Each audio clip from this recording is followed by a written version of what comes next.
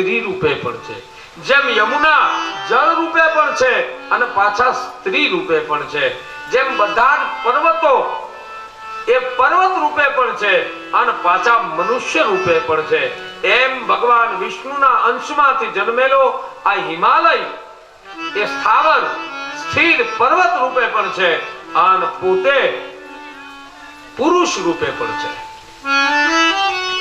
એ હિમાલયના લગ્ન મેના સાથે થયેલા. એ મેના કોણ? એનું ચરિત્ર શિવ મહાપુરાણમાં આવે છે કે દક્ષ મહારાજની એક દીકરી જેનું નામ હતું સ્વાધા. એ સ્વાધાના લગ્ન પિતૃઓ સાથે થયેલા. એટલે આ પિતૃ અને સ્વાધાથી અયોનિજ માનસિક રૂપે મનમાં સંકલ્પ કરવાથી 3 કન્યાઓ ઉત્પન્ન થઈ, 3 દીકરીઓ ઉત્પન્ન થઈ. એમાં સૌથી મોટી દીકરી એનું નામ મેના. એનાથી નાની દીકરી જે હતી એનું નામ છે ધન્યા અને એનાથી જે નાની દીકરી હતી એનું નામ છે કલાવતી.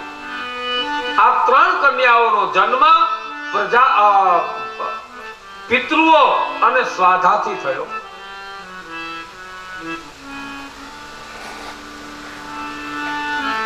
એમાં 3 દીકરીઓ જ્યારે જુવાન થઈ ત્યારે એક દિવસ એ વૈકુંઠમાં શ્વેતદીપમાં ભગવાન વિષ્ણુના દર્શન કરવા માટે ગઈ અને ત્યાં અનેક ઋષિ મુનિઓ દેવતાઓ બધા ભગવાન વિષ્ણુના દર્શન કરવા આવેલા. એમાં આ 3 દીકરીઓ ગઈ, દર્શન કરી એક બાજુ ઊભી રહી. એ સમય દરમિયાન ત્યાં સનત કુમારો આવે છે. સનત કુમારોએ ભગવાન વિષ્ણુના દર્શન કર્યા. એટલે જેટલા દેવતાઓ જેટલા ઋષિ મુનિઓ હતા એ બધા જ ઋષિ મુનિઓએ સનત કુમારને પ્રણામ કર્યા. પણ આ 3 દીકરીઓ એમના મનુષ્ય ભાવે ઊભી રહી, એને સનત કુમારોને પ્રણામ કર્યા નહીં. એટલે સનત કુમારોને ક્રોધ આવ્યો અને એમણે આ 3 દીકરીઓને શ્રાપ આપ્યો કે જાઓ તમે મનુષ્યના ભાવ રૂપે 3 દીકરીઓ એમને ઊભી રહી અને પ્રણામ ન કર્યા, વૈકુંઠમાં આવ્યા પછી પણ તમારામાં આ વિવેક ન રહ્યો, એટલે તમે મનુષ્યની સ્ત્રીઓ થાઓ. આવો શ્રાપ સનત કુમારોએ આપ્યો. અને પછી જ્યારે ભાનમાં આવી અને 3 દીકરીઓએ સનત કુમારોને પ્રણામ કરીને કહ્યું કે શ્રાપનું કોઈ નિવારણ બતાવો. ત્યારે સનત કુમારો કહે છે કે મોઢામાંથી નીકળેલું વેણ એક વખત નીકળી ગયું પછી પાછું ન આવે, આંખમાંથી નીકળેલું આંસુ એક વખત નીકળી ગયું પછી એ આંખમાં પાછું ન આવે, અને કમાનમાંથી જ્યારે આમ તીર છૂટી ગયું એ છૂટી ગયું એ પછી પાછું બીજી વખત પાછું આવે નહીં. એમ હે કન્યાઓ, આ એક વખત બોલાઈ ગયું, શ્રાપ અપાઈ ગયો પછી બીજી વખત એ પાછો આવે નહીં. પણ તમને આશીર્વાદ એટલા આપું છું કે જાઓ તમારા ઘરે સાક્ષાત જગદંબા દીકરી બનીને અવતાર ધારણ કરશે અને તમારો જન્મ સફળ થશે. ત્યારે આ મેનાના લગ્ન હિમાલય સાથે થયા અને ત્યાં માં ભગવતી પાર્વતીનો જન્મ થયો. બીજી દીકરી હતી જેનું નામ હતું ધન્યા. એનું બીજું એક નામ હતું જેનું નામ હતું સુનૈના. એ સુનૈનાના લગ્ન શીરધ્વજ નામના રાજા સાથે એટલે કે જનક વિદેહી સાથે થયા મિથિલામાં. અને એને ત્યાં પરાઅંબા મહાલક્ષ્મી સીતાજી તરીકે અવતરિત થયા. ત્રીજી કન્યા જેનું નામ હતું કલાવતી. એના લગ્ન વૈશ્ય એવા વૃષભાનુ સાથે થયા અને એ બરસાનામાં રહે છે. એ કલાવતી અને વૃષભાનુને ત્યાં ભગવાનની આહ્લાદિની શક્તિ પરમ શક્તિ એ રાધાજી રૂપે અવતરિત થયા. આમ રાધા, સીતાજી અને માં પાર્વતી એ 3 આમ જુઓ તો સંબંધમાં માસ્યાઈ બહેનો થાય. તો એ રીતે હિમાલય અને મેનાને ત્યાં પાર્વતીના જન્મની કથા આવે છે. ઘણો સમય વીત્યો, હિમાલય અને મેનાના લગ્ન થયા. ઘરે કે સંતાન નહીં, સંતાન પ્રાપ્ત કરવા માટે એ બ્રહ્માજીને કહ્યું છે. બ્રહ્માજી કહે કે તારે સંતાન પ્રાપ્ત કરવું હોય તો માં ભગવતીનું આરાધન કર, જગદંબાનું આરાધન કર.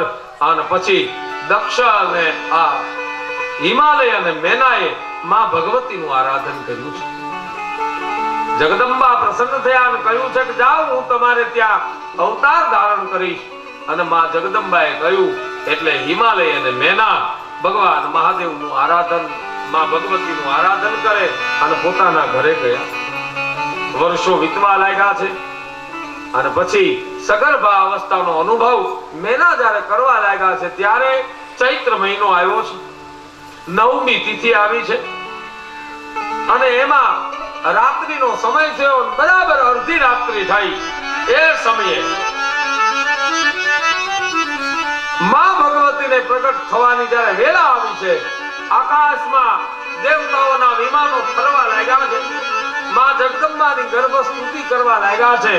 દુર્ગે જય જય પ્રાગ્યે જગદંબા મહેશ્વરી સત્યવ્રતે સત્યપરે ત્રિસત્યે સત્યરૂપિણી સત્યસ્તે સત્યસુ પ્રીતે સત્યોનન ચ સત્યતઃ એમ સત્ય સત્ય સત્ય કહી અને કહ્યું છે કે હે શિવપ્રિયે મહેશાની દેવ દુઃખ શયંકરી ત્રૈલોક્ય માતા શર્વાણી પાપીની ભક્તવત્સલા એમ કહી અને આખા જગતમાં તું માં વ્યાપીની છે અને ભક્તવત્સલા છે એવી પ્રાર્થના કરી દેવતાઓ પોતપોતાના લોકમાં વિમાન લઈને ગયા છે. પુષ્પની વૃષ્ટિ થવા લાગી. આજે હિમાલયને આનંદ થવા લાગ્યો.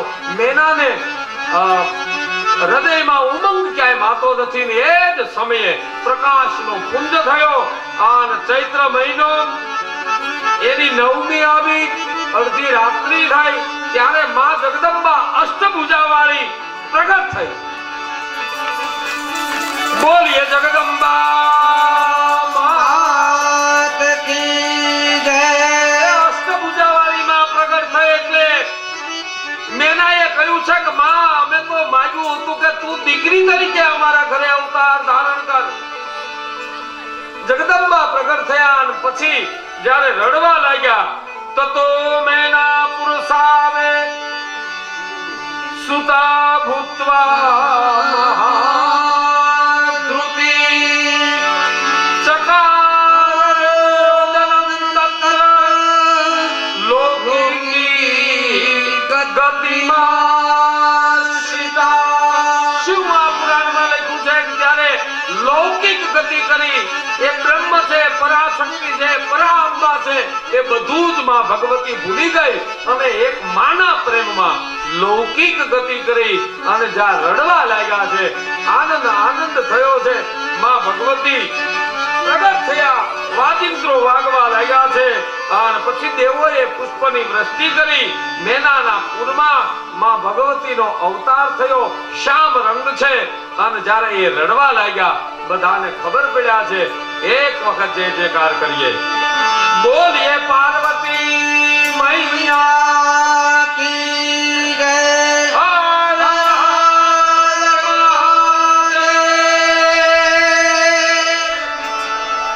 શ્યામ વર્ણના છે માં પાર્વતી એ રીતે જન્મા છે. પણ આપણે 1-2 મિનિટ માટે માતાજીનો જન્મ નહીં, પાર્વતીના જન્મની ઉજવણી કરીએ.